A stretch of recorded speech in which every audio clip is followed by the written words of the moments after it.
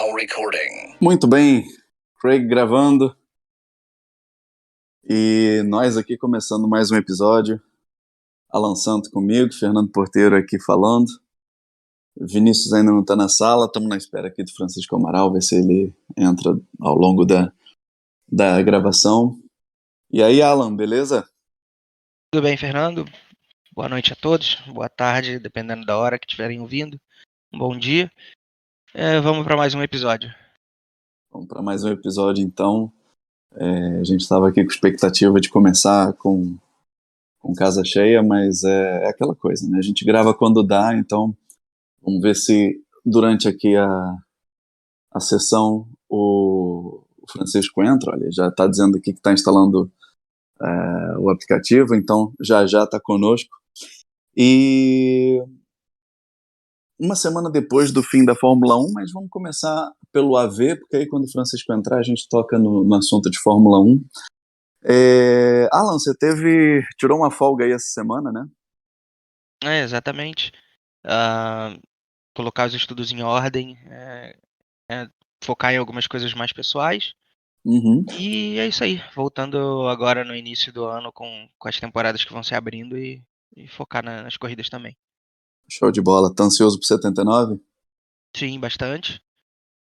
Não sei ainda como que vai ser minha performance, se vai ser tão boa quanto do 85 e se vai dar para brigar por algo mais, mas em todo caso, eu vou tentar primeiro de tudo levar o campeonato como um campeonato para se divertir também, né? Uma participação mais equilibrada, se pode se dizer assim, porque o 85 eu comecei com 3 vitórias e aí acabou que, querendo ou não, criou-se uma certa pressão, pô, até de minha parte mesmo, de querer manter essa liderança, de obviamente brigar pelo campeonato, mas 15 etapas e numa mentalidade dessas, onde você tem que ficar treinando até mais do que você gostaria para tirar um alguns décimos extras, e eu não sei se eu tô pronto para outra temporada assim, então queria levar num modo mais easygoing aí,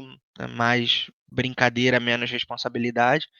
E se o desempenho vier, tipo, obviamente que, tipo, não tô dizendo não treinar, mas ah, não precisar dar algo mais o tempo todo, porque, como eu falei, né, existem outras prioridades e a gente precisa equilibrar como um todo e não só, né, focar como se a vida fosse apenas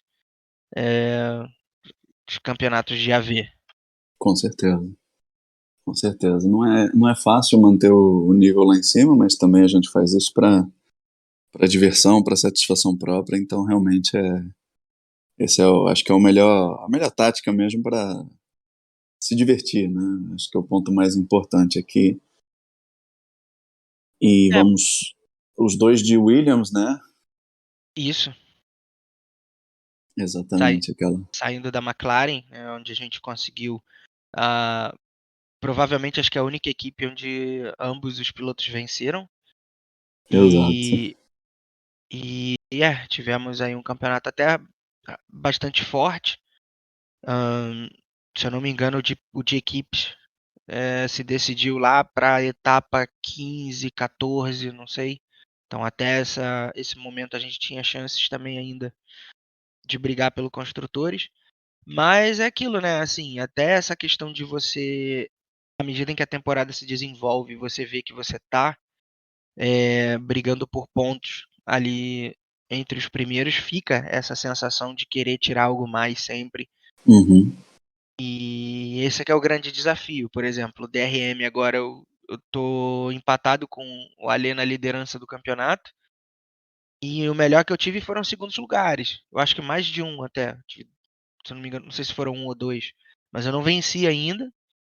Tá extremamente difícil de ganhar. Toda vez que eu vou para a pista, eu até tenho tempo ali para estar entre os 3, 4 primeiros, mas existe sempre uma diferença para os caras que estão andando ali em primeiro e segundo, às vezes primeiro, segundo e terceiro, e acaba sendo de jogar muito no erro deles, né? Obviamente eu queria achar assim, essa falta aí, esse espaço que falta para poder equalizar o nível deles. Mas eu não tô deixando esse tipo de vontade ou até mesmo de frustração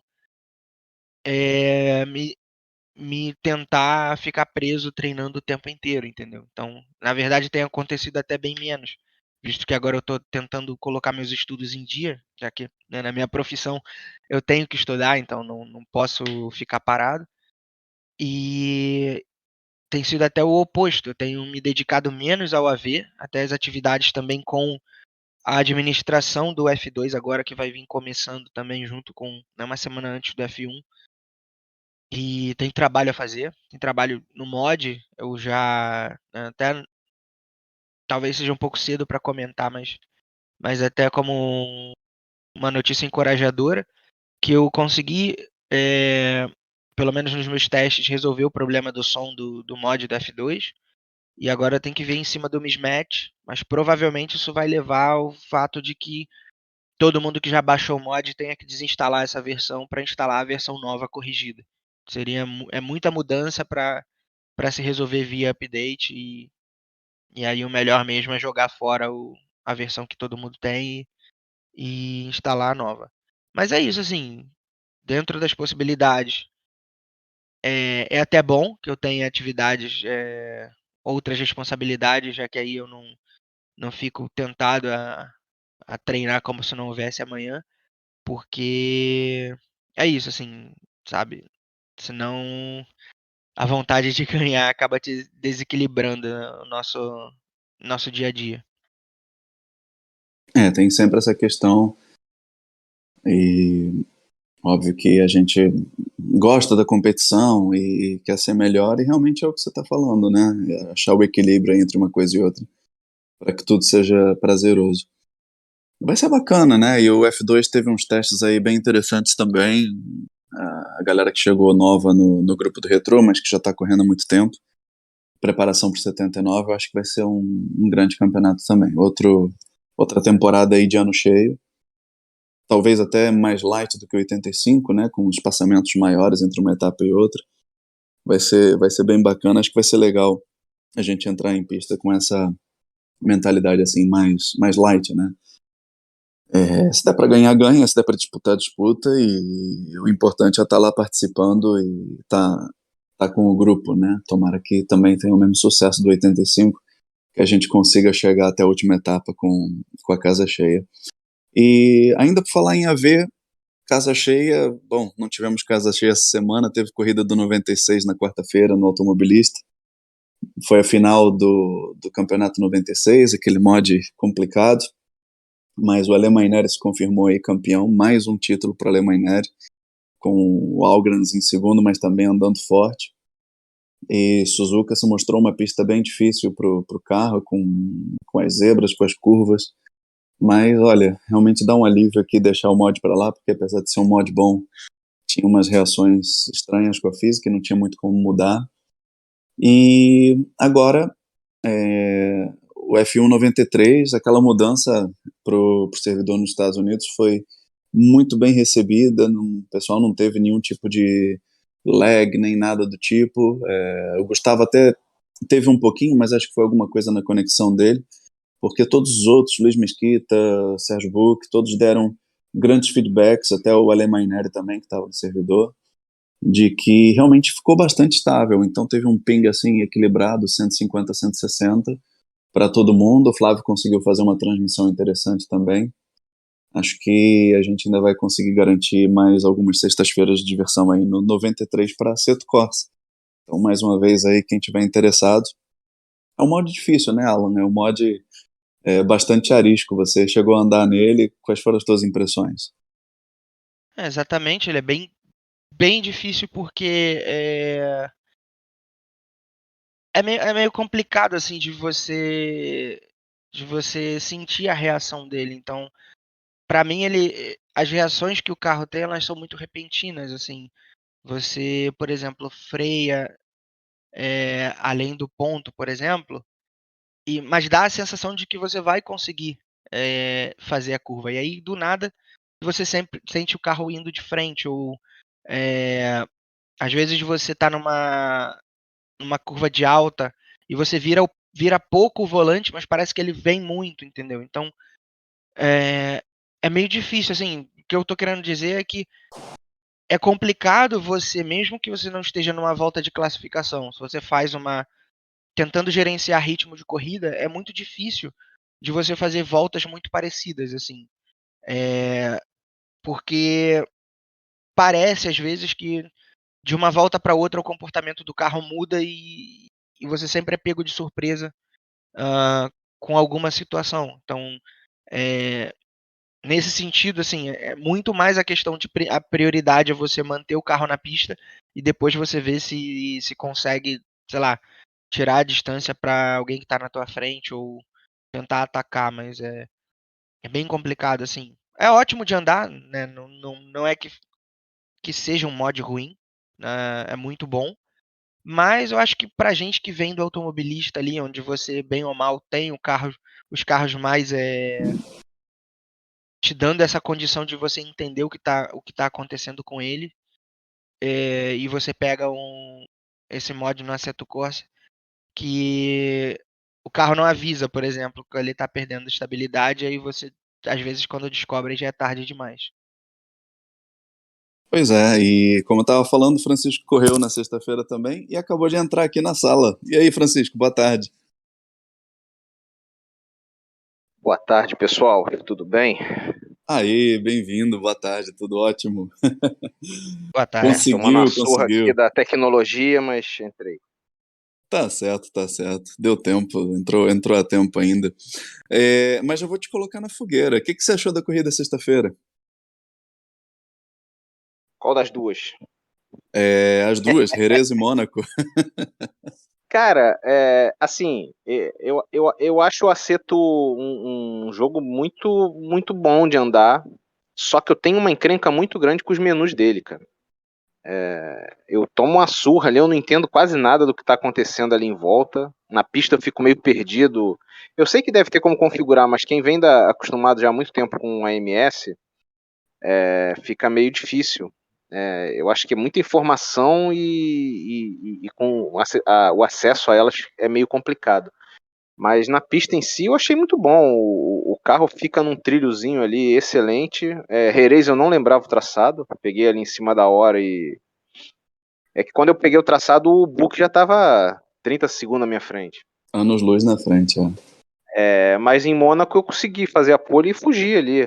Não sei como que o pessoal não andou ali mais perto de mim ali, mas tomei uns sustos, mas deu para levar. Estava com, inclusive é uma dúvida que eu fiquei, estava com os danos desligados? Tava em 5%, tava baixinho. Ah, tá bom. Eu dei uma pancadinha de leve ali na primeira curva ali, mas não foi nada muito forte não, mas eu achei que ali ia arrebentar feio.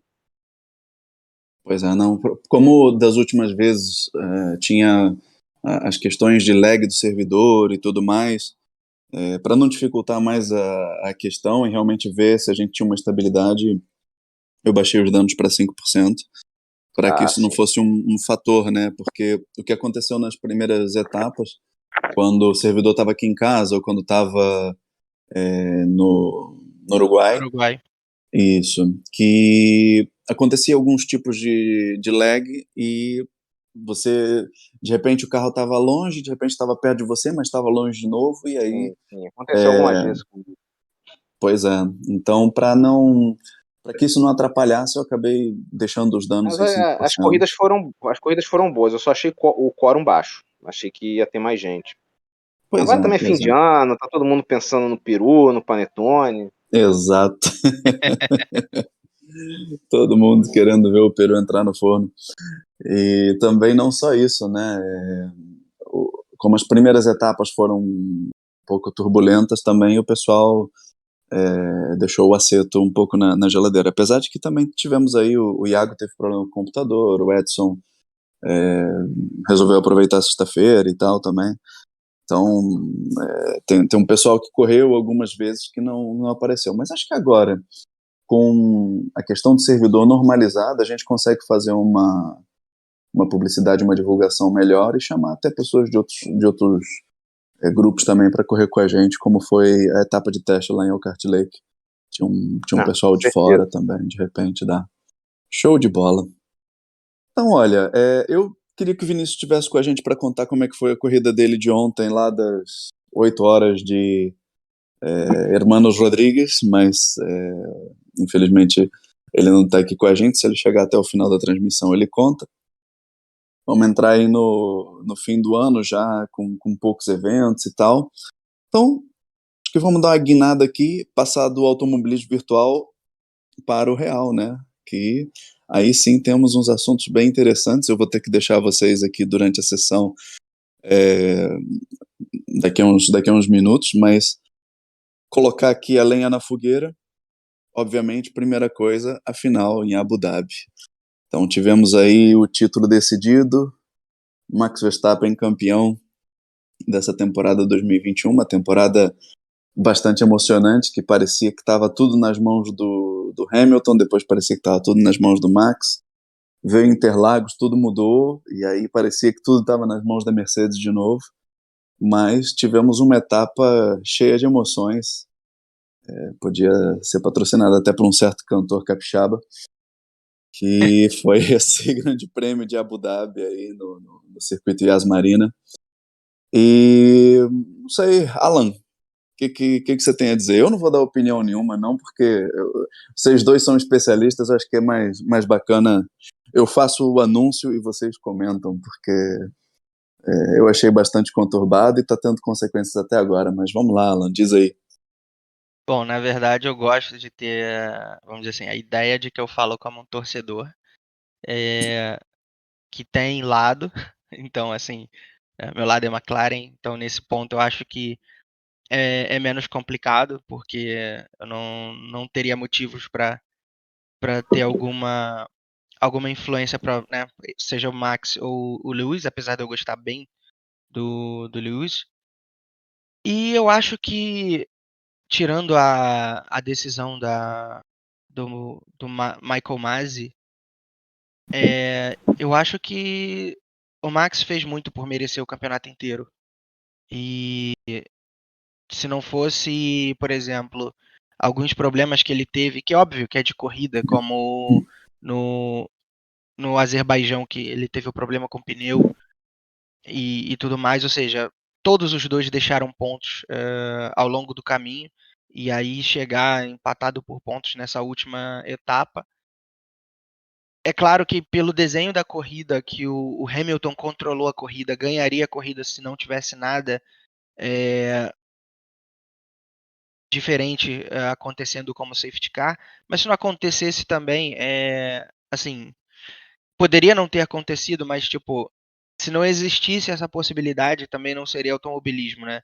Então, nem sempre o cara que é mais rápido vai ganhar a corrida por uma série de fatores, seja por erros de estratégia também, por infortúnios, problemas de equipamento.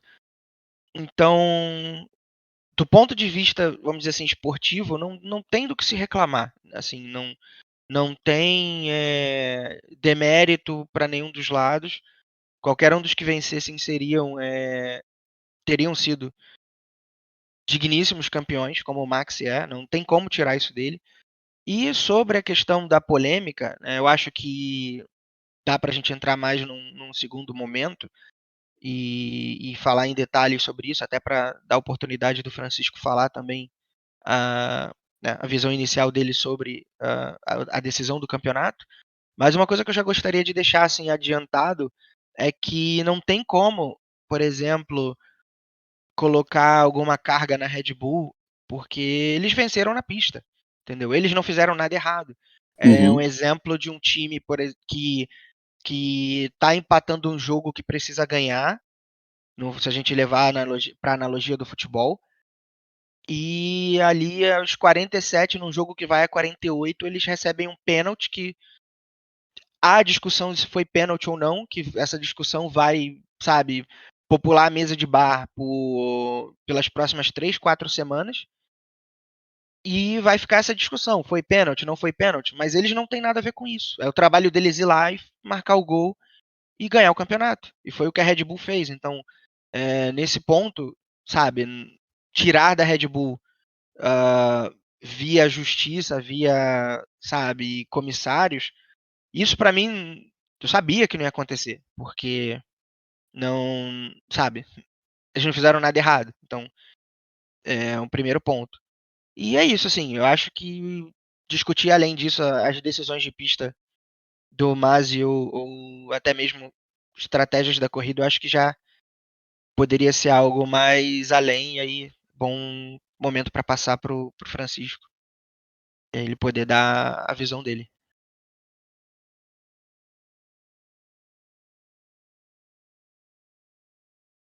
Eu acho que ele dormiu.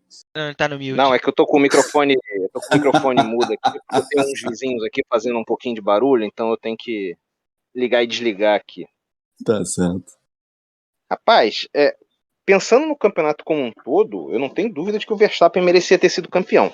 No geral, ele foi superior. Teve muito probleminha ali pelo meio do campeonato, teve aquela corrida da Hungria que o Bottas fez o strike na largada. Teve uns casos ali que levaram o campeonato ali até o final, e óbvio, a reação do Lewis no final. Que o Lewis também ficou meio mosca morta boa parte do campeonato, e ele no final ele acordou, né? Agora, a última corrida em si, assim, vou voltando, como um todo, o campeonato eu acho que não tem muito que questionar, não, que o Verstappen foi superior. Se o Pérez, inclusive, tivesse pego a mão do carro mais cedo, a Red Bull podia até ter sido campeão de construtores também diante do inútil do Bottas, né? Mas pensando na última corrida, aí eu vou começar a entrar na parte da polêmica. Assim, foi tiro no pé atrás de tiro no pé. O Masi já começou com aquela questão do Lewis cortar a chicane lá no início, que assim, ficou muito esquisito do jeito que foi. Ou era ou não era. Mandar ele tirar a vantagem só perdendo distância, isso aí também foi estranho. Ou deixa passar ou não deixa passar. O Max forçou ele para fora? Possivelmente forçou. Ele deu uma mergulhada ali feia, mas o Hamilton foi para fora. Vendo o histórico de todas as corridas de Fórmula 1 e Fórmula 2 esse ano, vou até muito na Fórmula 2, porque a Fórmula 2 tem muito mais casos do que na Fórmula 1. Cara, o cara espirrou ali para fora da zebra, cara, 5 segundos nele. Eles não pensam nem pouco se o cara foi jogado para fora. Então, vai aí essa questão aí dos tiros no pé, é a falta de uma igualdade nas decisões. Não houve uma igualdade entre as decisões ao longo do ano. A última corrida foi feita meio que parece que nas coxas. Vamos dar emoção aqui. Não sei se eles estavam achando que o Max estava mais rápido, ia para cima do Hamilton depois de novo, só que o Hamilton acabou fugindo. Então vamos deixar o Hamilton na frente para a gente ter emoção aí durante a corrida. E no final foi aquela sequência de atrapalhadas daquele pace car, porque primeiro não vai deixar passar, mas tinha que deixar passar. Aí deixa passar só a metade para poder terminar a corrida. Aí, pô, que tivessem feito o seguinte, dado a bandeira vermelha, que foi o que eles fizeram o ano inteiro. Uma bandeira vermelha ali ia igualar todo mundo, ia pro pau. Eu acho que o Verstappen ia jogar o carro no Hamilton na primeira curva que ele conseguisse.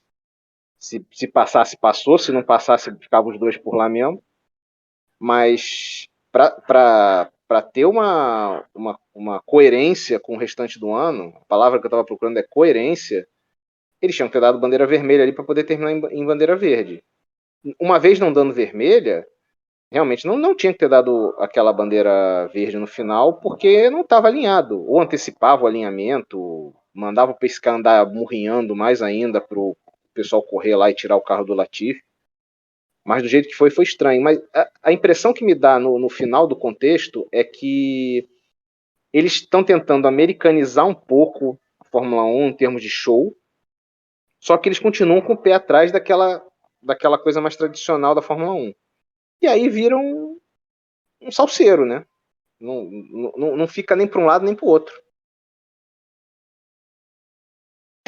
Eu acho assim, eu cheguei a ler o regulamento, essa parte, né? Acho que eu e bastantes fãs tiveram essa ideia de conferir o regulamento. E a primeira coisa que eu digo, assim, é confuso. Não é totalmente claro, assim.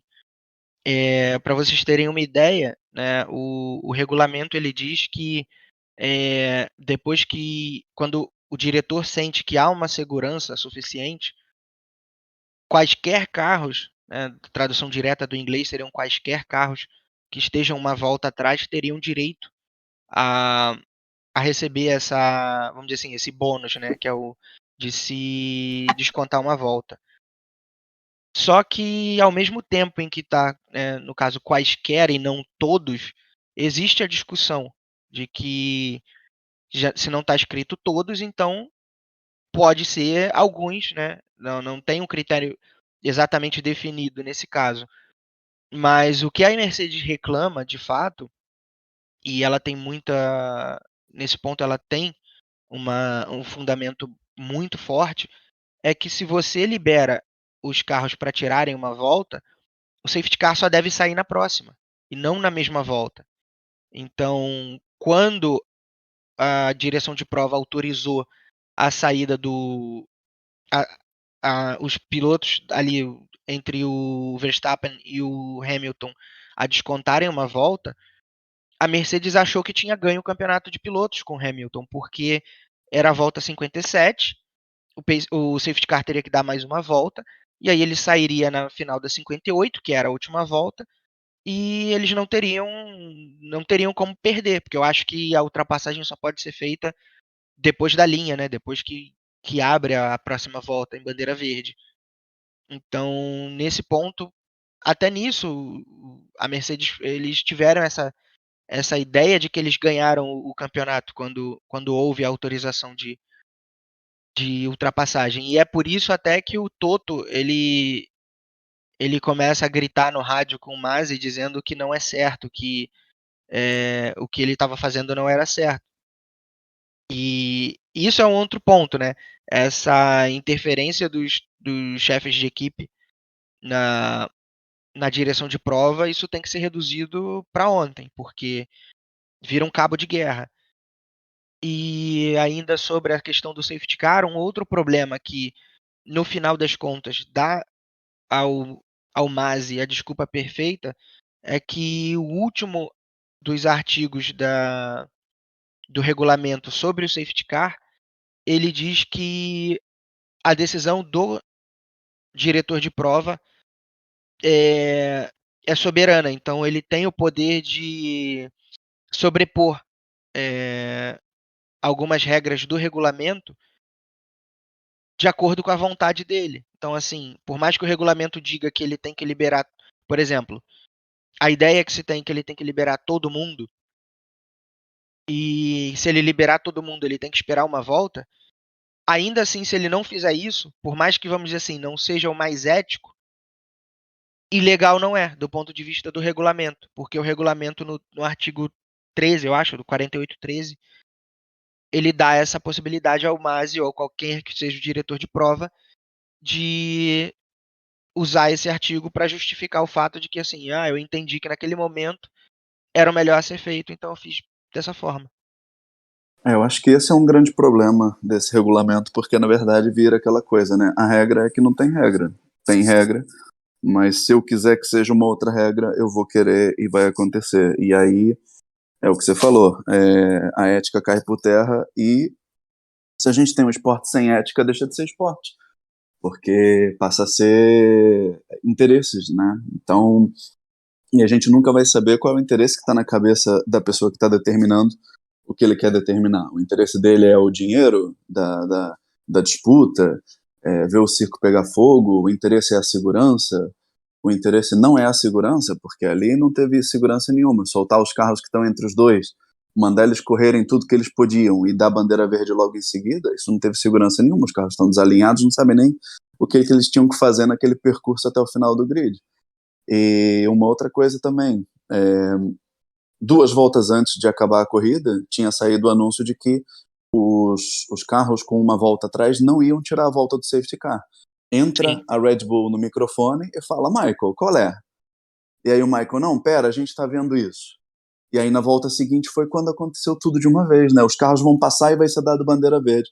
Não deu nem tempo de respirar, nem de falar nada. E aí a gente vê aquela cena do Toto mandando áudios e áudios pro Michael desesperado, porque como assim? Não ia, e aí de repente vai, verde, acabou a corrida, né?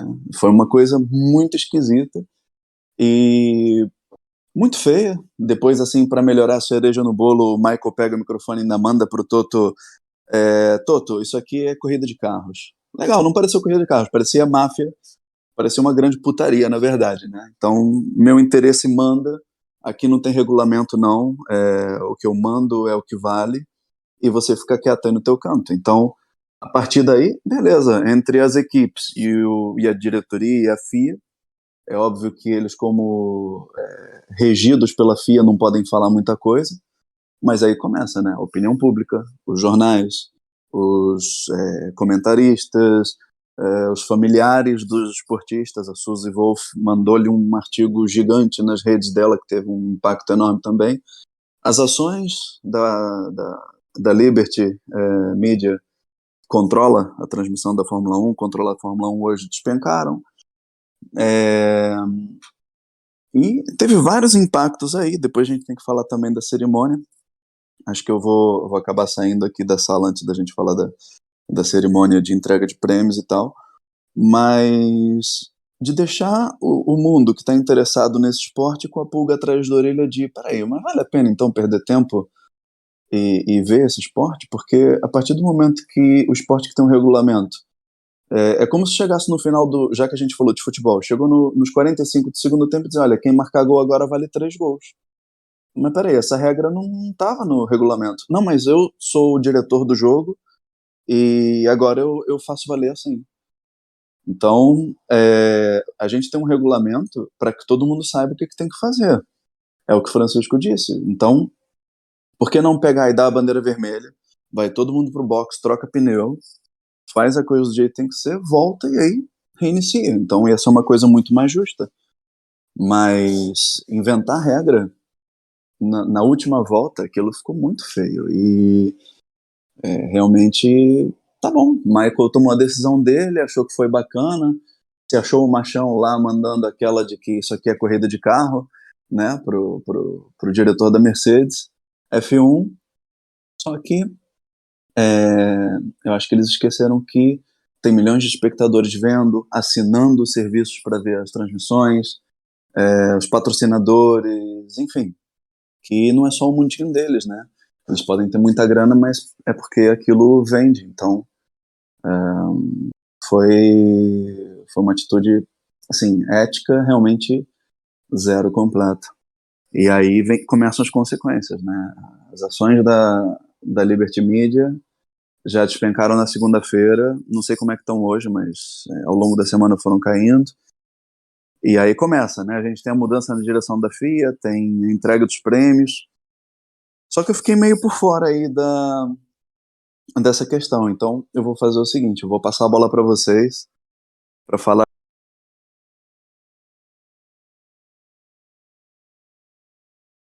Além desses, tem uma corrida hoje, a última do ano, né? Que é o Fórmula 1 anos 90 lá na Guerreiros do AV. E ainda não treinei, confesso para vocês. Mas deixo com vocês dois aí essa... Eu não digo essa bomba, né? Mas esses assuntos aí, o que vocês viram nas mudanças da direção da FIA também e a questão da cerimônia. Então, vou deixar aqui o abraço já para todos, enquanto vocês seguem aí com o podcast. Valeu, gente. Valeu, abraço. Boa corrida. Valeu, obrigado. Abraço, boa corrida aí. Valeu, Frank. Até mais. Então, Francisco, você quer comentar alguma coisa a respeito da decisão em si, ou enfim, regulamento, as reações em pista ali, algo do tipo? Cara, é isso. Quando acontece essas coisas, a gente descobre que o regulamento é um problema, né? Como você falou, que é muito aberto. Parece até que é legislador brasileiro que fez a regra, né? Você dá muita brecha e aí entra a história de advogado, entra a argumentação, aí o cara acha que tem o direito de pedir recurso, não sei o quê, fica aberto pro diretor fazer o que quer. As coisas tinham que ser mais objetivas, óbvio, existe subjetividade em algumas coisas, sempre vai ter que ter um pouco de subjetividade, mas é uma subjetividade controlada. Você tem ali um range ali com uma pequena linha dúbia no meio. Mas do jeito que tá, você abre o mundo inteiro, fica dúbio, né? Dependendo do que o cara resolve interpretar, ele interpreta. Sim, Eu ouvi há um tempo atrás, não tenho certeza disso, que havia um projeto para fazer uma simplificação das regras da Fórmula 1, mas que isso não foi para frente por alguma razão. Sinceramente, agora eu não me lembro exatamente, mas eu li isso há algum tempo atrás. Eles estavam pretendendo fazer essa limpa nas regras. Eu não sei se tem a ver com aquela história do novo regulamento de motores para 26, né, que a Volkswagen estava interessada e aí tinha o bedelho no meio dela aí. Mas eu vi que tinha alguma coisa sobre isso nas regras eu vi uma notícia sobre uma questão dessa de simplificação de regras, mas eu sinceramente não tenho certeza quando foi ou exatamente o que eles estavam pretendendo com isso. Mas ficou óbvio que precisa ter um saneamento dessas regras, visto o que aconteceu aí na última etapa. sim, sobre regras, sobre o regulamento futuro aí, eu vi recentemente que o MGU-H, né, o que faz a geração Sim, sim. de energia por calor, ele vai ser banido para 2026, e isso vai em Isso. conformidade com os interesses da própria Volks Sim, entrar sim. como fornecedora. Já é uma simplificação e corte de custos. Mas sobre ainda a questão de regulamento que saiu recentemente, aí nos últimos dias da gestão Jean Todt ainda, que a FIA instaurou um processo para reavaliação principalmente do regulamento no que tange ao safety car, e vai haver uma comissão para estudar o que foi feito em Abu Dhabi, para que eles verem o que pode ser feito de diferente, onde eles podem melhorar o regulamento. No nosso grupo do Telegram, após a corrida, eu admito, eu estava puto, porque eu senti que o que eu recebi, sabe, não foi tipo justo e não foi puro. Tinha um toque de artificialidade ali em relação à corrida. E realmente eu não gostei do que eu vi. E eu comentei no nosso grupo que a Mercedes iria protestar para tentar algo nesse sentido, de levantar uma discussão, uma revisão do que foi ali, uma possível mudança de regulamento, porque mudar o que foi consumado em pista, por mais que não tenha sido ético, isso não acontece. Esporte nenhum volta atrás assim, e já tinha transmitido para milhões de pessoas ao redor do mundo e eles não iam ter o papelão de voltar atrás. Então, todo mundo sabia que mudar não seria feito. E eu comentei Ah, no não ia nosso mudar. grupo, eu comentei no nosso grupo exatamente essa parte que eu falei, olha, o regulamento diz N e está implícito que quer dizer todos, mas não é exatamente o que diz. E a Red Bull, na defesa deles, que a Red Bull participou do protesto como parte interessada, né, eles foram convidados também pelos comissários, e a explicação deles para defender a decisão do Masi foi exatamente essa. O regulamento diz aqui N, né, qualquer, não está dizendo todo. Uhum.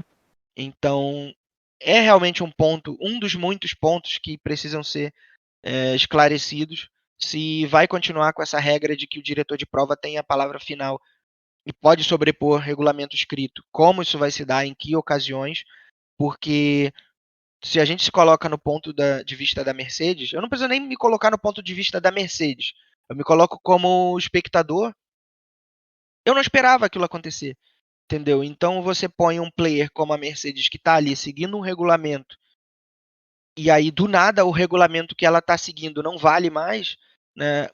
Eu acho que sei lá, no mercado, sei lá, empresarial, no mundo corporativo, o nome disso seria insegurança jurídica, né? Que é quando a empresa ali ela está operando sobre um regulamento, uma série de leis, e aí do nada a lei muda e as empresas não têm um caminho ali seguro, um caminho pré-determinado para eles saberem o que é o certo e o que é errado. E é mais ou menos isso. Então, tipo, você fica realmente à mercê do desconhecido. Então, Isso é bem complicado. É por aí mesmo. Não tem jeito. Tem que ter um trabalho realmente para simplificar essas regras no sentido de ficarem mais objetivas. Agora, também essa notícia aí também foi em cima do presidente novo que foi eleito essa semana, né? Então ele Isso. também chega querendo dizer que vai mostrar trabalho, mas se ele vai fazer mesmo, aí pode ser só para inglês ver, ou para árabe ver, né, no caso. É. Bom, tem aquele acordo da Ferrari por baixo dos panos em 2019 em relação a motores. Aí já entra no campo da especulação, teoria de conspiração e tudo mais, mas assim, talvez valha a pena levantar apenas a bola, né? Porque naquela época muita gente disse que a Mercedes ganhava tipo ali uma carta trunfo, né? Por exemplo, a Ferrari fez um acordo a portas fechadas, então a Mercedes vai querer algo desse tipo quando chegar o momento. Então, se essa carta trunfo existe, né? Eu vi uma galera comentando assim, fãs, Twitter e tudo mais, mas interessante o questionamento. Se não seria o caso da Mercedes forçar, vamos dizer assim, a uma demissão do Masi em face a esses acontecimentos? Ou você acha que seria extremo demais e até irreal? Eu acho que a Mercedes não ia forçar. Se eles tinham mesmo uma carta aí, um trunfo na mão, acho que eles não iam usar isso para derrubar o Masi. Não. Acho que o Masi cai mais fácil do que com isso. Eles não precisariam É, lançar mão disso para derrubar o Masi. E assim, no fundo, no final das contas, a Mercedes ganha os construtores, que é o que dá dinheiro. Óbvio, o que vale para o público e tal, o que aparece é o de pilotos. Mas assim, para a empresa Mercedes, não fez diferença. Ela tá lá com o troféuzinho dela, tá com o dinheiro que entrou. É, a diferença que faz é na aparência, né? Que a gente vê o de pilotos. Tanto é que se você pegar o histórico aí da Fórmula 1, a gente lembra dos campeões, os pilotos, e às vezes a gente não sabe quem foi o de construtores, né? sim. Mas assim, para a empresa, como empresa, eu não sei se vale a pena esse desgaste, muito menos para gastar uma carta se eles realmente tiverem uma carta dessa. E eu acho que o Masi, só pelo que ele fez, você consegue derrubar ele. Assim, se vir que realmente foi muito confuso, com certeza foi. Mas se for uma coisa assim que está muito óbvia, e se a FIA como um todo, a FIA e a empresa Fórmula 1 virem que ele forçou a barra ali, que ele foi realmente faltou coerência para ele vai sair de qualquer jeito. E acho que ele é muito, ele às vezes demora muito para decidir, às vezes ele quer decidir rápido e decide errado. Ele não tem frieza para decidir e nem rapidez. Porque ele, assim, tem coisas que precisam decidir rápido e com frieza. Ele não tem nenhuma coisa nem outra. Quando ele decide rápido, ele mete os pés pelas mãos. E a Mercedes, um dos questionamentos que saíram aí recentemente, até depois porque a Mercedes, quando acabou a corrida, eles entraram numa espécie de clausura e nem o Hamilton, nem a Mercedes, nem ninguém da equipe deu mais entrevista, deram declarações via mídias sociais e nada. E aí, na quarta-feira à noite, parece quando eles decidiram não continuar com o protesto, né, com a apelação, no caso, o Toto deu entrevista e uma das coisas que ele disse foi que em Nürburgring do ano passado, quando o carro do Norris, né, quebrou, o safety car demorou bastante tempo e tanto a Red Bull quanto a Mercedes reclamaram com o Masi que o safety car já estava demorando tempo demais e deveria ser retirado por aquela questão de sempre, os caras não conseguem aquecer pneu direito e tal, deixa correr. E o Masi falou que a pista não estava segura para ele autorizar os carros retardatários descontarem uma volta. E depois de descontar a volta, ele tinha que esperar mais uma volta para os caras alinharem no final. E que estava no regulamento.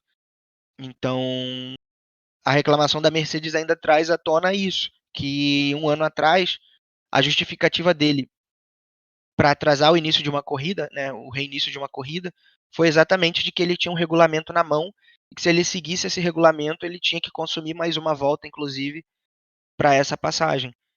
Então, é mesmo um ambiente de muita insegurança no ponto de vista regulamental ali, porque cada dia que passa, cada etapa é uma surpresa diferente e você passa a não saber até que ponto o regulamento que você tem na mão ele é válido ou quando ele pode mudar.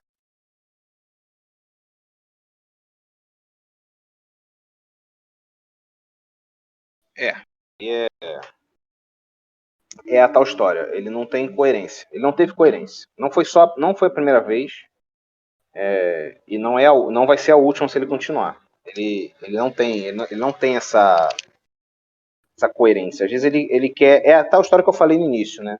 De você querer americanizar a Fórmula 1. Então ele às vezes quer. Ele vira a decisão dele em função do que vai dar mais show.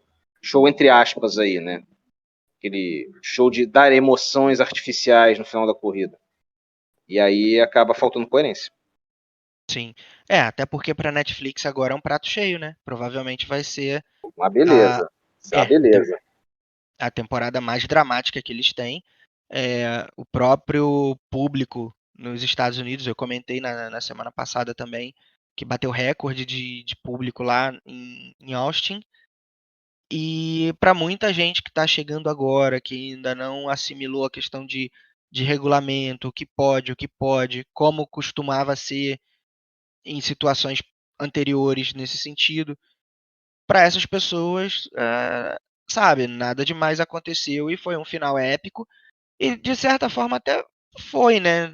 Se a gente conseguir abstrair toda essa bagunça do lado da direção e de organização, mas infelizmente não foi épico da forma que a gente espera, né? Mas para muita gente, às vezes, principalmente para aqueles que estão chegando agora, que estão assistindo a temporada pela primeira vez, acompanharam, pode ser realmente um fator que vai tornar essas pessoas fãs para o resto da vida.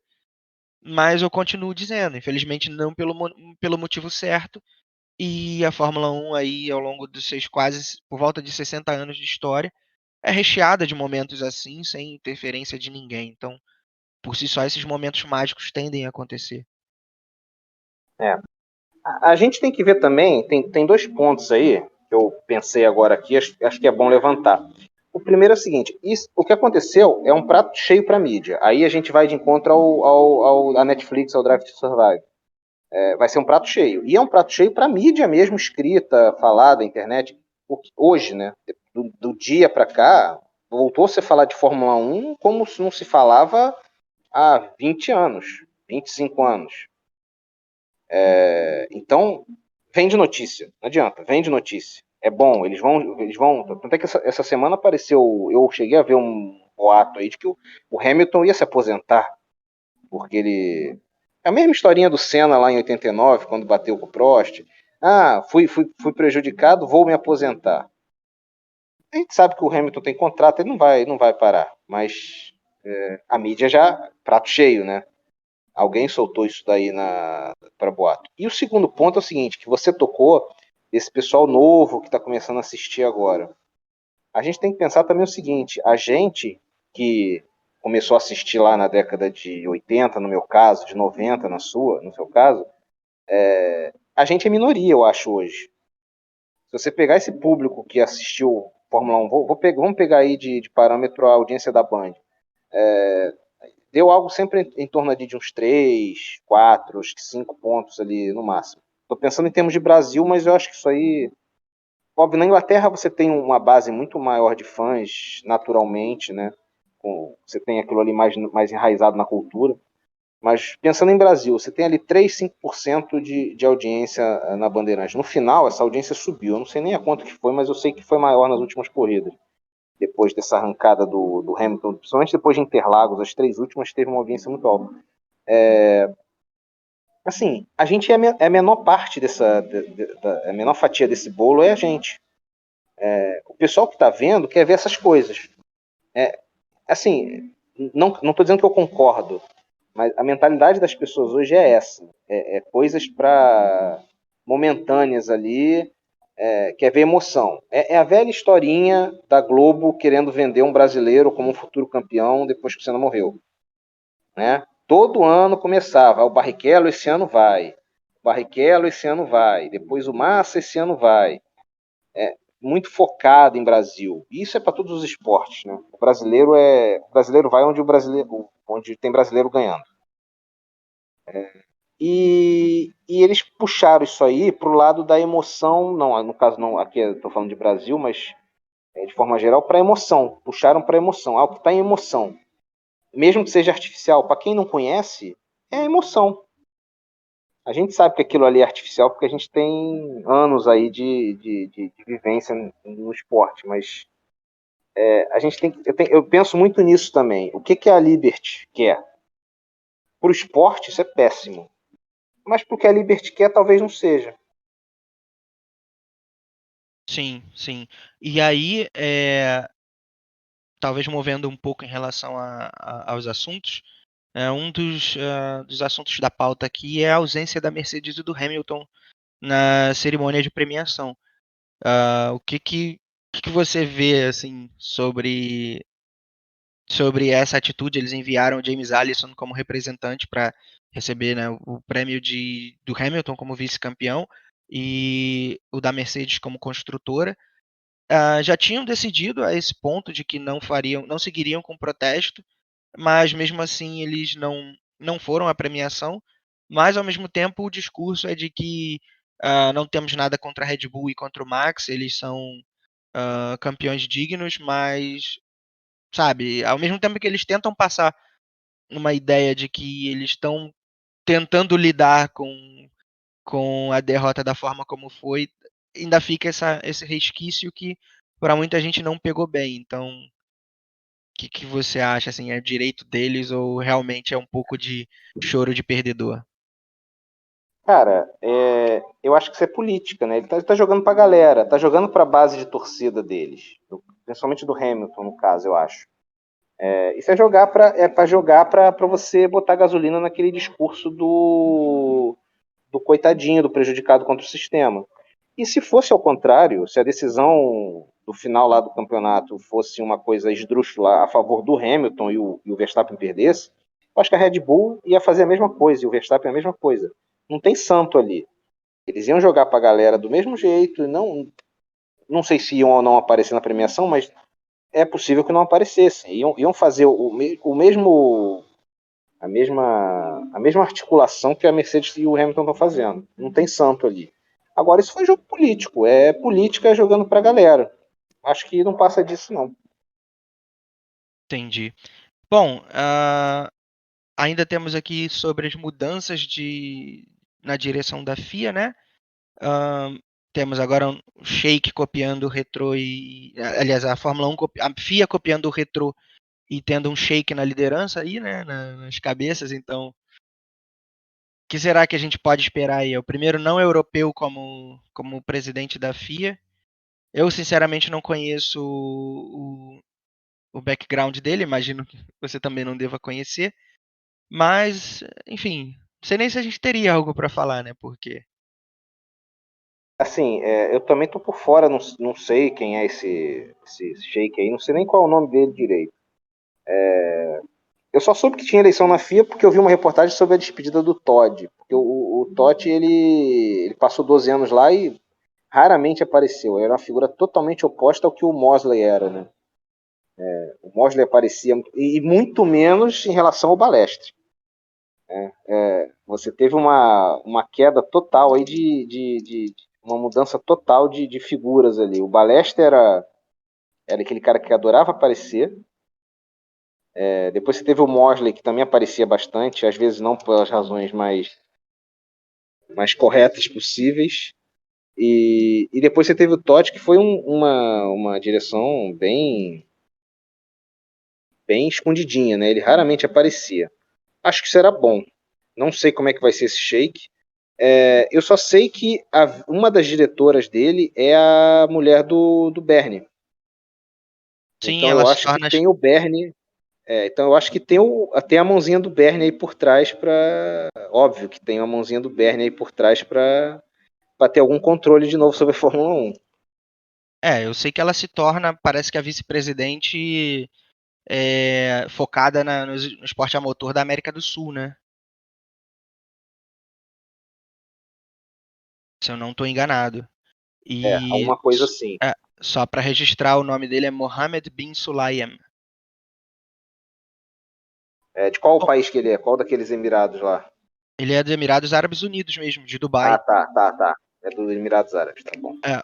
E é interessante, né? Até eu lembrei agora, e até falar pro pessoal procurar acho que é no YouTube, né? O Fernando postou um vídeo pra gente no grupo, em que ele vai disputar uma arrancada contra um Ford GT40, ele numa Renault de 2009, se eu não me engano, e ele consegue rodar e bater o carro. Então, Mas eu lembro desse episódio, eu não sabia que era ele. Eu lembro era disso, ele. eu lembro dessa história. Tá Era bem ele. credenciado. Tanto que o vídeo diz assim: com vocês, o novo presidente da FIA. Tem credenciais, tem credenciais. Então, bom, como a gente ainda não conhece muito o background dele, né, tem que aguardar os próximos passos aí da presidência dele. O que a gente pode, né, poder dizer, como você falou do Jean Todt, foi bem mais moderado, bem mais comedido. Foram 3 eleições que ele ganhou, né? São 3. Você pode ser reeleito, acho que 2 vezes, ou 3, não lembro. E aí chega um momento em que não pode mais se candidatar, é o caso dele. Então, se comparado aos últimos presidentes da FIA, eu acho que realmente foi uma contribuição bem interessante, principalmente porque eu acho que a Fórmula 1 cresceu como, não só a Fórmula 1, né, o esporte como um todo, apesar das crises e a pandemia e tudo mais, né, tudo continuou funcionando a sua maneira, mas foi. Goste ou não, o projeto da Fórmula Electric está aí, tá seguindo, então próprio turismo, né, não é mais o WTCC, mas tem o WTCR, que não é a FIA que administra, mas é meio que uma concessão e tá aí, então eu acho que tiveram pontos bem positivos e vamos esperar aí que o Sheik continue nessa tocada, pelo menos. Se continuar, já tá muito bom. Sim, sim. Acho que foi bem positivo, sim. O período do Todd foi bem positivo. E acho que a FIA não tem que ficar botando a mão em tudo mesmo, não. Às vezes que a FIA botava a mão nas coisas antigamente, e acho que normalmente em poucos anos o campeonato acabava, né? Vídeo DTM lá na década de 90 lá, que era um senhor campeonato, a FIA foi meter a mão para transformar em ITC, durou 2 anos. Uhum. É. A FIA fica muito focada, acaba ficando muito focada na Fórmula 1, né? Óbvio que antigamente, quando era o Bernie, ele tinha mais poder em cima do Mosley. Poder no sentido de poder, porque eles eram amigos, né? Eles tinham sido sócios. Então, ele acabava dando prioridade sempre para a Fórmula 1 e o resto ficava relegado a segundo plano. Teve aquela velha história que o Bernie acabou com todos os campeonatos que tinham qualquer concorrência com a Fórmula 1, acabou tudo. Na década de 80, ali, 90, ele acabou com tudo. Sim. Outra coisa, né, agora que até me lembrei, uma notícia triste, né, que o circuito de Curitiba eles começaram a demolir para se tornar um condomínio, mais um circuito no Brasil que a gente perde.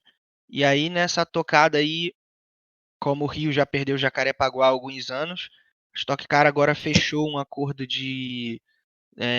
para ter uma etapa no Galeão, se eu não me engano, numa parte do aeroporto que já não sei se não é usada ou está desativada por algum motivo mesmo. E é isso, né? Essa acho que é a figura do automobilismo no Brasil hoje em dia que vai se dando jeitinhos, até já, né, algumas pessoas comentam, Cleveland do Brasil, mas na minha visão é mais um caso de puxadinho, né? Estão fazendo isso para dar um jeitinho pelo fato de que o autódromo no Rio não saiu e não vai sair, do que se colocar uma corrida no aeroporto porque em Cleveland fizeram e deu muito certo. Sobre esse ponto aí, assim, não saiu. O Rio perdeu o autódromo, não saiu outro e não vai sair. Não tem condição de você fazer um autódromo em qualquer local que não seja. Vou dizer por localização, tá? Depois eu vou dar os outros contras desses lugares. Não tem como não ser Zona Sul ou Barra. Ponto. Se não for nesses lugares, não tem condição. Porque são os únicos lugares que você tem estrutura para turista, que você tem estrutura para as equipes, e ponto. Zona Sul é impossível. Não existe mais terreno na Zona Sul. Na Barra, a Barra já cresceu tanto que o pouco que sobrou é muito caro para você fazer um autódromo. Autódromo é uma coisa que ocupa muito espaço e não traz retorno financeiro que traz, por exemplo, um condomínio de prédios. Então não adianta. O governo não vai meter a mão nisso. Fato. A iniciativa privada também não vai. E nenhum dos dois vai dar certo. São dois casos. Jacarepaguá era público. Acabou. Pela razão que foi. Curitiba é particular. Vai acabar exatamente por isso. Os donos vão ganhar mais dinheiro construindo condomínio lá dentro. Então não tem jeito. Automobilismo é uma coisa cara, autódromo é uma coisa cara, que ocupa muito terreno, e tem que ser num lugar afastado. Então, é só a gente ver para onde é que a Fórmula 1 foi migrando nos últimos anos. Você na década de 80, no final da década de 80, no início nem isso tinha, no final da década de 80 você tinha 2 corridas fora da Europa. Fora de Europa e América. Você tinha o Japão e a Austrália. A Austrália não dá nem para considerar porque é uma cultura europeia. Você só tinha o Japão.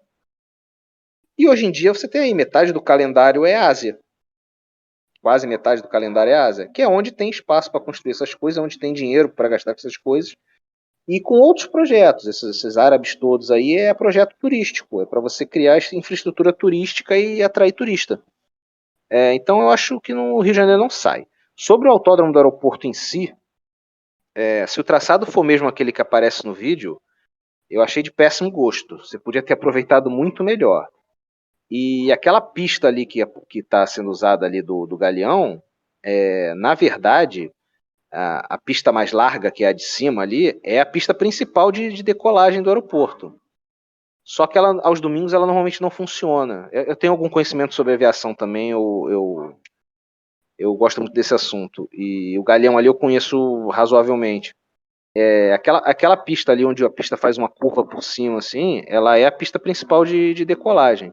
O que acontece é que no fim de semana, normalmente eles usam só a pista 2, que é aqui, beirando a linha vermelha, que é usada mais para pousos, mas eles no fim de semana eles costumam usar para pouso e para decolagem. Só que eu acho que eles podiam aproveitar muito melhor aquelas variâncias de pistas que tem ali, de mudança entre uma pista e outra, para fazer um traçado um pouco mais interessante do que está ali, né? Aquilo ali basicamente está um oval com uma chicane no meio. Honestamente eu não vi ainda o layout, eu só vi a notícia. Vou até procurar, mas é uma pena, né? No vídeo que tem na notícia, lá perto do finalzinho, tem uma imagenzinha aérea que eles fazem da pista do aeroporto e eles desenham o traçado em cima. Eu achei muito pobre, podia explorar muito mais aquilo ali. Entendi. É uma pena porque, assim, não teria um piloto ou um ex-piloto ali que trabalhe junto a, a direção da Stock Car também e dá uma ideia de um traçado ali, entendeu? Então, isso aí, dá a entender que vamos fazer mais porque tem que ter uma corrida no Rio do que qualquer outra coisa. E não sei, sabe? Parece que é mais para cumprir mesmo uma tabela aí do que realmente um cuidado com o evento. Acho que é mais isso. É, Gerar oba-oba e dizer que fez uma corrida no Rio. Mas eles podiam aproveitar muito melhor. Acho interessante a ideia, tá? Não tendo autódromo, eu acho interessante. Mas eles podem explorar melhor aquilo ali e fazer um traçado mais interessante. até porque no Rio, infelizmente, os lugares que dariam para fazer circuitos de rua para uma Stock Car da vida, enfim, até categorias mais nacionais mesmo. Infelizmente, todas as vezes que se tenta, os moradores de região, enfim, coisas no sentido, acabam tendo um poder, meio que, não sei se é um poder de veto, mas eu lembro que quando fecharam Jacarepaguá, se eu não estou enganado, tentaram, acho, queriam fazer etapas de rua e parece que sempre rola abaixo-assinado nesses lugares como a Zona Sul e tal, o pessoal odeia, reclamam de direito de ir e vir e tal. Eu lembro que o Red Bull Air Race, quando tinha, que era aquele evento de aviões, teve um ano, acho que foi 2007, e depois não teve outro em 2011, eu acho. Mas toda vez que os caras tentavam vir para cá, sempre tinham movimentos desse para que o evento não acontecesse, porque o pessoal reclamava que atrapalhava o direito de ir e vir deles nesses eventos. Eu até entendo isso, a ideia deles, mas assim, é onde dá para ter o evento, não tem jeito. Não tem como você fazer em outro lugar uma pista de rua aqui no Rio que não seja na Zona Sul. Não tem como. É, A barra tem muitas retas, é muito difícil fazer. Vai ficar um uhum, traçado feio, igual o de aeroporto. é. Não, até assim, eu não entendo tanto não, sabe? Eu vejo, vamos dizer assim, o direito das pessoas reclamarem, mas eu acho que não se fundamenta porque se principalmente se, por exemplo, se a prefeitura fecha o acordo e ela decide fazer, é, sabe, tá fazendo num terreno público. Então, mas você bloqueia, sei lá, eu não posso sair de carro. Mas assim, paciência, entendeu? Tipo, você também não é dono da rua. Então, eu acho que tem os dois lados, assim. E o que acontece é que no final das contas, o prefeito nenhum vai se dobrar a fazer um evento porque ele fica com medo de chegar nas eleições e o pessoal não votar nele porque, quando teve o evento você não vetou quando a gente pediu. Então, eu acho que vai, no final de tudo, vai nessa direção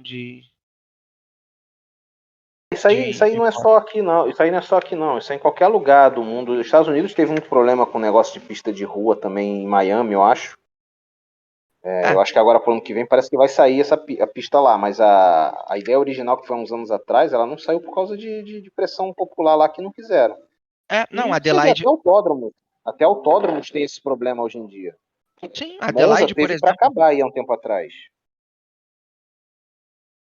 Sim, Adelaide também é outro exemplo de pista de rua que moradores, por exemplo, sempre, historicamente, fizeram abaixo-assinados para interromper o uso daquela região ali como uma pista de corridas. E aí acabou que eles elegeram o que seria um governador, né? Que eles chamam de. Eu acho que eles chamam de premier também, no caso dos estados lá. Mas eles elegeram um cara que seria a figura do governador que simpatiza com essa opinião. Então, desde então, a Adelaide não é usada. Eles têm um autódromozinho muito, muito sem graça lá. E eles estão transferindo todas as corridas que tinham no Adelaide para o autódromo e sendo que, tipo, no caso da Austrália, a temporada de automobilismo ela era aberta com a Adelaide 500, né, que era um evento, se eu não me Sim. engano, de Super V8. E a pandemia foi um ótimo pretexto para se não ter a corrida. E aí, não satisfeito, esse cara ele ainda vendeu os, os equipamentos do GP de Adelaide. Então, tipo, eu não sei se eu cheguei a comentar ou se vocês sabem, mas no caso de Adelaide, não sei se na Austrália, mas em Adelaide tem uma lei, né, não sei se é a Austrália inteira, mas sei que na região de Adelaide tem essa lei que os lugares que eles conhecem, né, parques que seriam que pra gente, no caso no Brasil, são praças, né? Só que, tipo, praças Sim. grandes, sei lá, tipo, no Rio tem a Quinta da Boa Vista, eles chamam de parque, né? E aí, todas essas regiões, você não pode ter construções temporárias porque é uma lei que é para preservar a aparência da cidade. Então, tipo, você não pode ter arquibancada montada o ano inteiro, você não pode ter, sei lá, no caso de Adelaide lá, a estrutura lá do paddock, pit lane, arquibancadas principais, aquilo ali não pode ficar montado ao longo do ano. Não tem nada ali. É só um gramado onde o pessoal pode ir correr, levar cachorro para brincar, enfim. Mas você não pode ter nada erguido lá. E aí, quando chega a época do evento, eles montam aquela estrutura toda, usa e depois desmonta e guarda tudo de novo. E aí Sim. esse governador lá vendeu esses assets, né, esses, esse equipamento todo. E aí, se tiver que fazer um evento novo em Adelaide, tem que comprar tudo de novo. Eu sei que tem um cara lá Essa eu da não oposição. sabia. Acabaram com a Adelaide, então, É, tem um cara basicamente. é, só que tem um cara da oposição que ele é totalmente contrário a isso. E ele fala que se ele ganhar as próximas eleições, ele vai recomprar tudo de novo e a Adelaide vai voltar a sediar a abertura da temporada australiana e os outros eventos que sediava também. Mas hoje a Adelaide é um circuito morto. Sim. Isso é um problema geral, né? É, É o fim da cultura do carro, né? é. E aí vem, como a gente até comentou, acho que E muito é comentou no. modinha pra mim. É, e a gente também comentou com o pessoal do Retro outro dia da questão de carro elétrico, né? Então, ainda mais agora, se não forem carros elétricos, aí que, pelo menos na visão do público geral, gera mais resistência ainda. Então,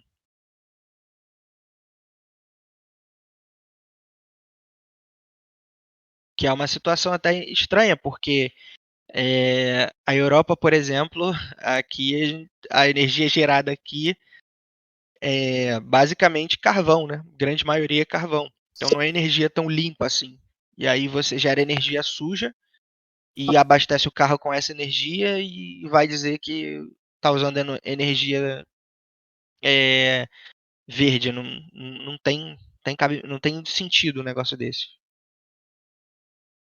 Isso aí é. Ninguém sabe o que vai acontecer com as baterias depois e ninguém tem uma ideia de onde é que vem a eletricidade. Eles acham que a eletricidade vem da tomada. É, verdade. Então, eu acho que de assuntos a gente já cobriu, que a gente pode talvez falar ainda um pouco sobre expectativas para 2022. E aí a gente então fecha o episódio de hoje. Sim, pode começar aí. Vamos lá. Então, sobre partindo do ponto de princípio dessa temporada que terminou agora, né, essa transição, então nós tivemos uma temporada onde os carros foram praticamente os mesmos de 2020, obviamente atualizados, evoluídos ao longo do ano, mas a base dos carros, a estrutura dos carros foi do ano passado. Esse regulamento de 22, na verdade, era para ter entrado esse ano, e por conta da pandemia e a necessidade deles cortarem custos, algumas equipes, né, no caso a McLaren quase faliu, precisou de financiamento, de investimento, na verdade investimentos externos, empréstimos, e conseguiu se manter. A Williams, infelizmente, né, só teve a única saída que foi a venda pela família do Frank Williams, finalmente vendendo a equipe para um grupo de investimentos.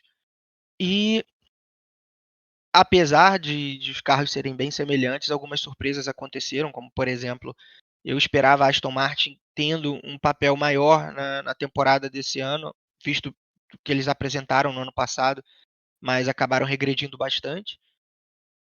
A Ferrari com o crescimento que ela, né, que praticamente trocou de lugar com a Aston Martin, então a questão de protagonismo ali na briga pelo terceiro lugar e foi bem sucedida. Então eu acho assim que é difícil você apontar algo diferente da disputa atual, né, da hegemonia atual entre a Mercedes e Red Bull. Então eu imagino que eles devam manter uma certa folga na frente. Mas eu tenho esperanças, não diria nem expectativas, mas eu acho que esperança mesmo é a palavra certa, de que a Ferrari e a McLaren consigam reduzir um pouco mais. Que haja um achatamento, pelo menos, ali na disputa, e que uma corrida como Monza, ou até mesmo a Rússia, que a McLaren conseguiu não ter a mesma velocidade, mas como eles tiveram um desempenho ali mais próximo o suficiente para resistir os ataques dessas equipes maiores e andar numa corrida à frente por mérito.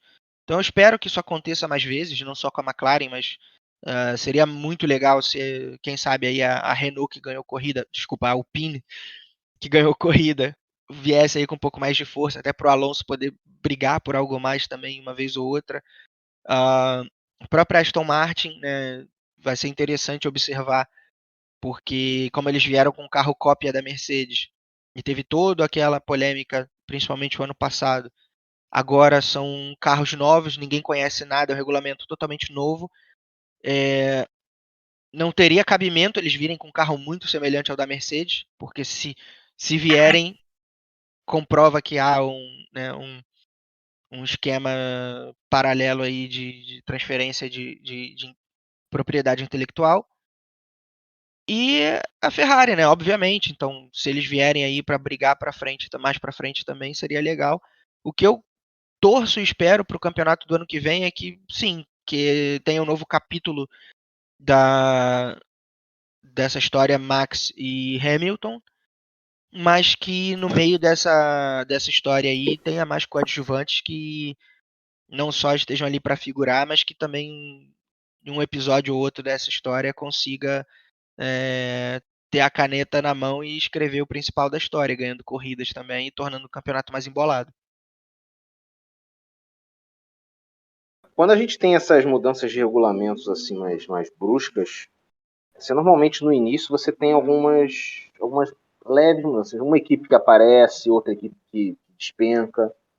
Mas assim, financeiramente as equipes continuam as mesmas. Quem tem mais dinheiro continua tendo mais dinheiro.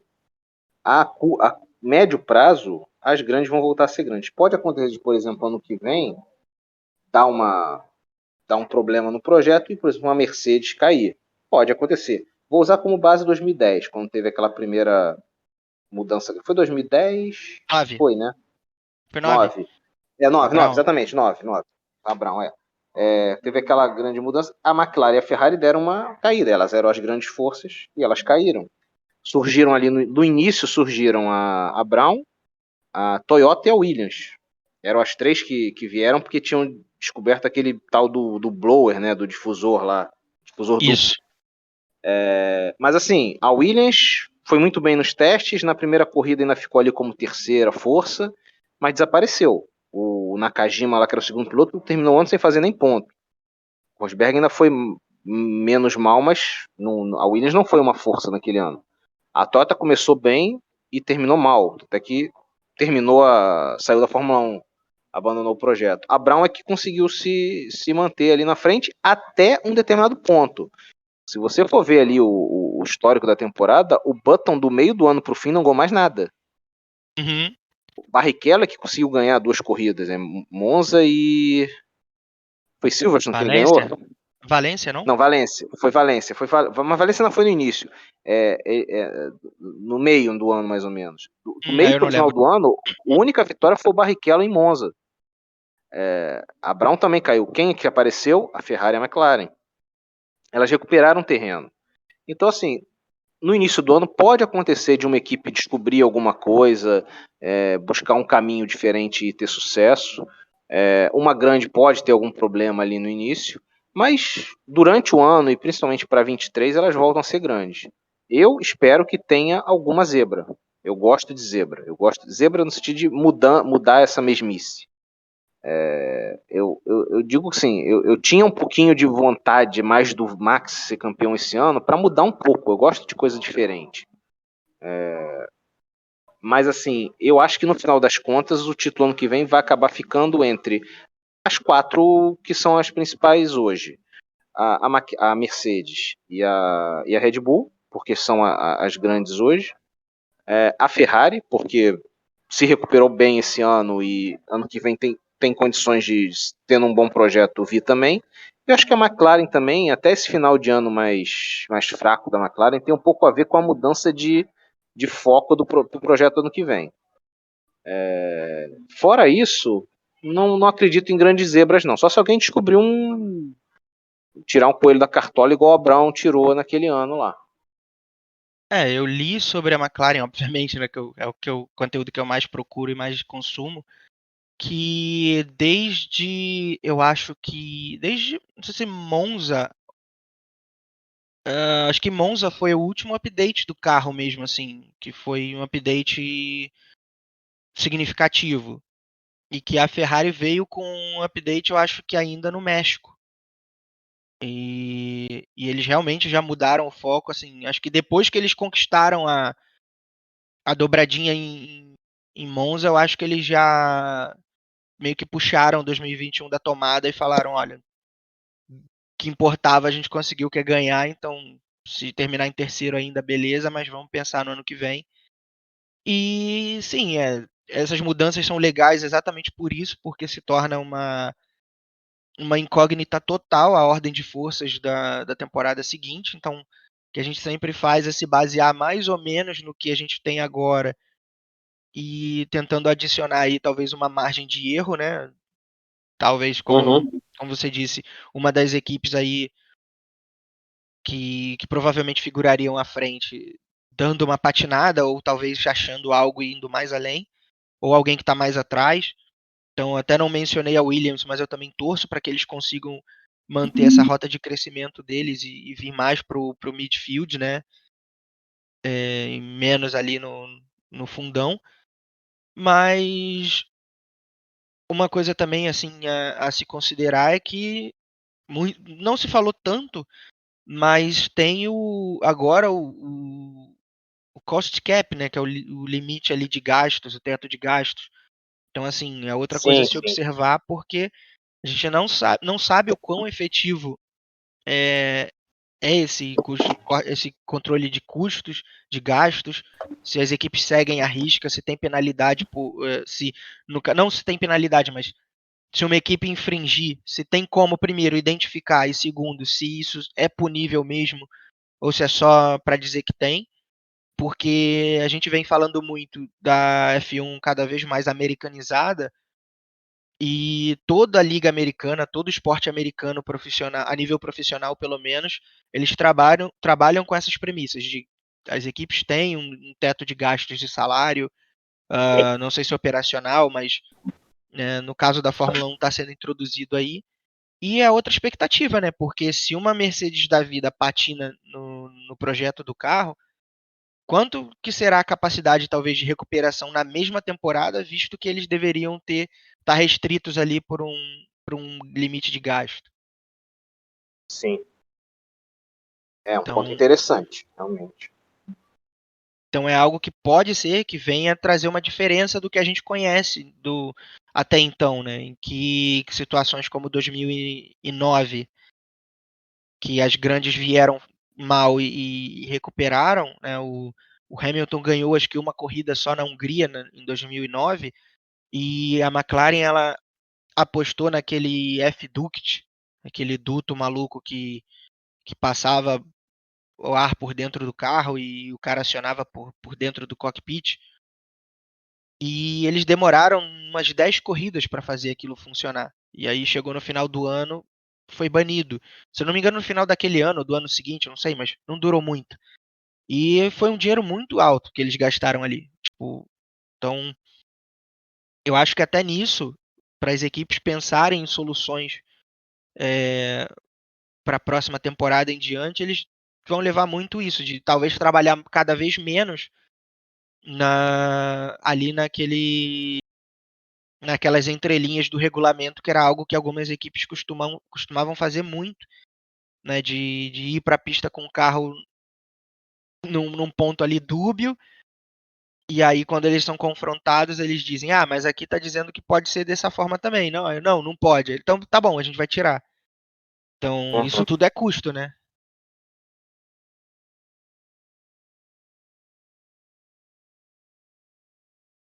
Então, Essa questão financeira realmente vai influenciar aí. Mas eu acho que no final das contas eles acabam conseguindo recuperar alguma coisa. Vamos ver até onde esse controle vai ser feito. Sendo americano, eu acredito que seja que na Índia esse controle é feito. É difícil você ver alguma coisa dizendo que alguma equipe da Índia burlou. Eu lembro de uns anos atrás a Chip Ganassi foi acusada de ter feito uns testes escondidos lá com um carro numa pista lá e descobriram. Teve, teve um questionamento disso. Mas, assim, a cultura da Fórmula 1 é você gastar dinheiro, né? Eu não sei até que ponto eles vão conseguir segurar isso daí. Acredito até que possa haver algum tipo de punição para algumas equipes que vão tentar burlar isso aí. exatamente.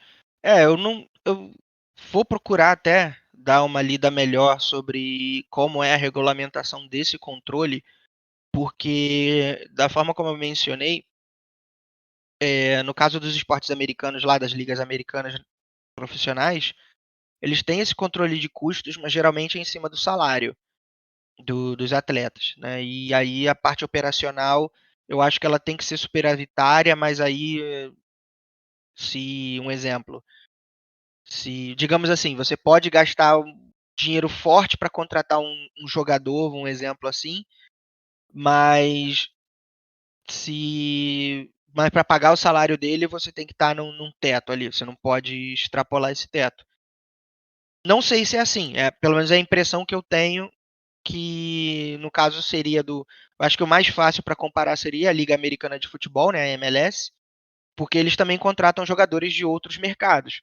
Agora, basquete, futebol americano, eles estão muito centrados ali dentro e eles não contratam de fora, então eles não tem muito esse gasto de buscar gente fora, como eles têm com a liga de futebol mesmo, futebol normal, né, de campo. Então, assim, eu vou até dar uma olhada como que funciona no caso da MLS, vou dar uma olhada como que é o projeto para esse controle de custos da Fórmula 1 e ver o que, que pode acontecer em caso de, né, de quem burlar e tal. Sei que já teve essa discussão ao longo do ano de equipes reclamarem que quando há acidentes com carros de outras equipes, a equipe do piloto culpado pelo acidente teria que pagar os custos dos dois carros, porque Sim, com, sim. é, com o limite de gasto agora, eles falam assim, pô, o cara bate no meu carro, é perda total e eu tenho que pagar para consertar. E aí é um dinheiro que eu poderia usar para evoluir o meu carro, eu tenho que consertar porque alguém me bateu. Então isso tudo é bem interessante de se discutir, de se entender também como funciona.